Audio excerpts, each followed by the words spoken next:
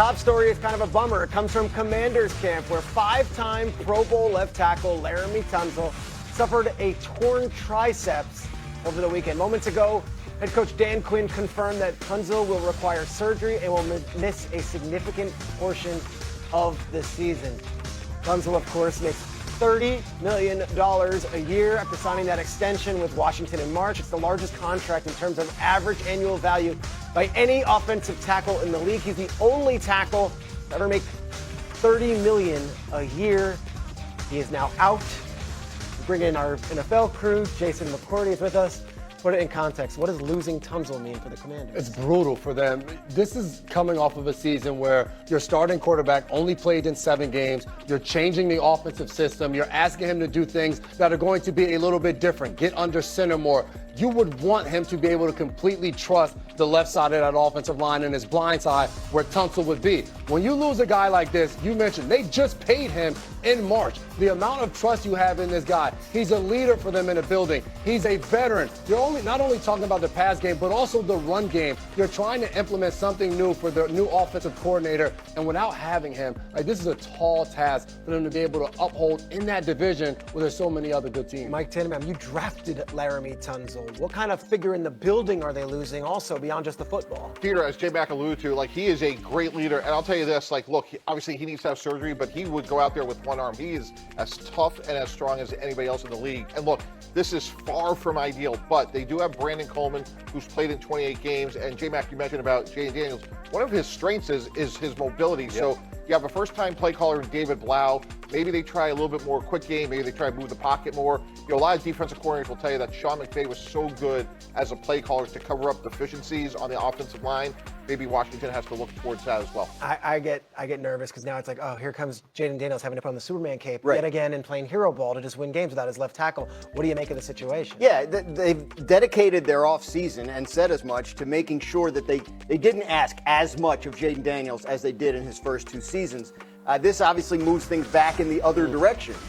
You still got the new coordinator, the new offensive system might mitigate some of this, but the fact of the matter is you're committing $30 million a year to a player that tells you his significance. And you can move Brandon Coleman back there. He played it 2 years ago. It was fine. But it was also, they traded for Tunsil after that year, and then they extended it. So obviously they saw him as an upgrade. So, yeah, if you're Jayden Daniels, it's a significant loss. We haven't seen David Blau as a play caller. We don't know exactly how he's going to be. If he's good, if he can be a McVay-style play caller that can mitigate issues along the offensive line, then they can weather it. But it's something they didn't see coming, and it's certainly something they have to work around. I had David Blau as my guest last week on my podcast, and what he said was, one of the things that they'll do differently than Kingsbury, who he worked under, was there will be probably a little less no huddle, and it'll be more let's get under center and let's get.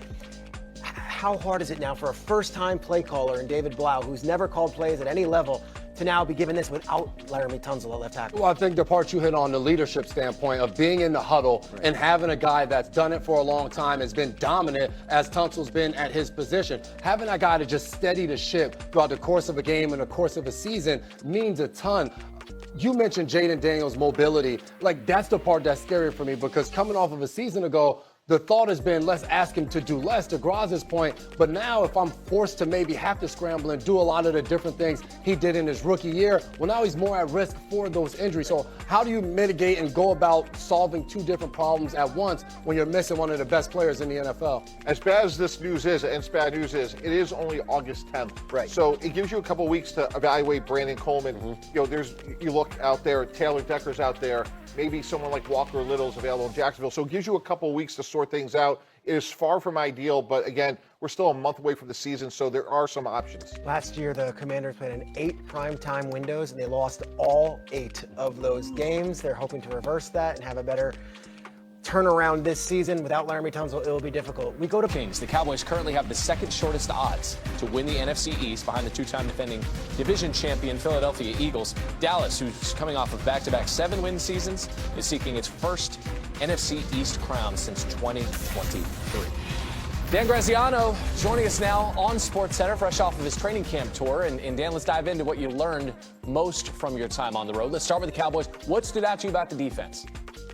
youth, Randy. They're going to be counting on a lot of very young players and a fairly young first-time defensive coordinator to sort of bring this defense back to respectability. Caleb Downs, their first of their 2 first-round picks, is going to have a significant role as a safety and a nickel corner. Malachi Lawrence, the second of those 2 first-round picks, will be counted on to contribute as an edge rusher. They have a linebacker they took in the 3rd round out of Michigan, Jayden Barham, who's been the talk of camp. A lot is expected of him as well. So, look, this is a defense that finished last in the league in defensive EPA last year. The offense finished 5th. It's pretty clear what the problem is, and significant change on that side of the ball isn't necessarily a bad thing. But it's a lot of young players in very big roles. You mentioned the defense finishing dead last across a ton of metrics. They were the only team across the NFL to allow 30 points per game. All right, Groz, let's stay in the NFC. Not what you want. Exactly. Yeah. What sense out of Vikings camp do you get about the decision and what the decision and when it could be made on the quarterback competition between Kyler Murray and J.J. McCarthy? Yeah, I don't think it's going to be a lot longer. I mean, I was there Friday, and the sense I got was that they were getting pretty close to being able to say which way it was going to go. Reading the tea leaves, it sounds like Kyler has been the guy in the lead all along and that J.J. McCarthy probably hasn't done enough to change that. So I'd say it sounds to me like they're at least leaning, if not almost set, on Kyler starting the season as their starting quarterback. But Randy, unlike the Scott's Tots episode of The Office, there's no awkwardness in Vikings camp. Everybody's kind of on board with the idea that it's a competition. I talked to running back Aaron Jones. He said it's actually brought out the best in everybody, not just the quarterbacks, because we both feel like, hey, we have to do everything we can to make sure they're both good to go, because whoever it ends up being has to hit the ground running. I like the references. Have you seen the new Highmark Stadium?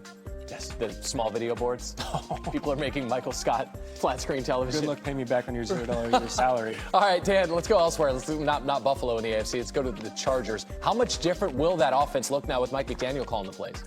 A lot different. I spoke to Mike McDaniel, and he was telling me, look, he had options. There were multiple teams interested in him for offensive coordinator positions. And one of the things he asked the Chargers decision makers when he interviewed there is, how willing are you to sort of go all in on the changes that hiring me would represent? And they did it. I mean, they got him the center that he wanted in Tyler Biadasz. They signed the fullback, Alec Ingold, that he had in Miami. They got him a blocking tight end, Charlie Kolar from the Ravens, and the speedy running back, Keaton Mitchell from the Ravens. So he'll build out an entirely new-looking run game that'll be the foundation of the offense.